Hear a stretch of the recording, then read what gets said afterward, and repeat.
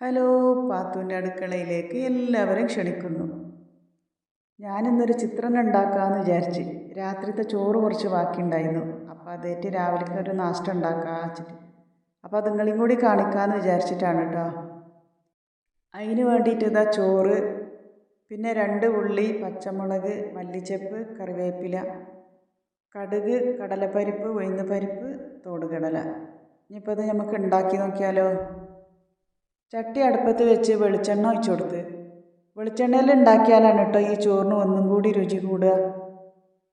അപ്പോൾ അതാ എണ്ണ ചൂടായി വന്നിട്ടുണ്ട്. ഇനി ഈ കടലൊക്കെ ഒന്ന് വറുക്കുക. അപ്പോൾ അതാ കടലൊക്കെ ഒന്ന് വറുത്ത് കിട്ടിയിട്ടുണ്ട്. ഇനി ഇതിലേക്ക് ഉള്ളി ഇട്ട് കൊടുത്ത് ചെറുതായി മൂത്ത് വരുമ്പോൾ പച്ചമുളക് ഇട്ട് കൊടുക്കുക.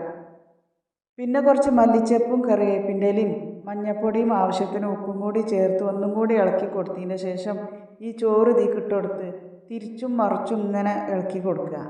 ഇനിയിപ്പോൾ അതാ നമ്മളെ ചിത്രം റെഡി ആക്കണം. ഇതിലേക്ക് കുറച്ചും കൂടി മല്ലിച്ചപ്പും കൂടി ഇട്ട് ഇത് ഇറക്കി വെക്കുക.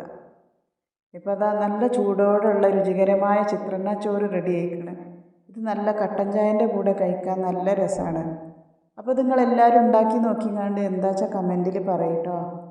വീണ്ടും നല്ലൊരു റെസിപ്പിയും കൂടിയായി പിന്നെ വരാം കേട്ടോ.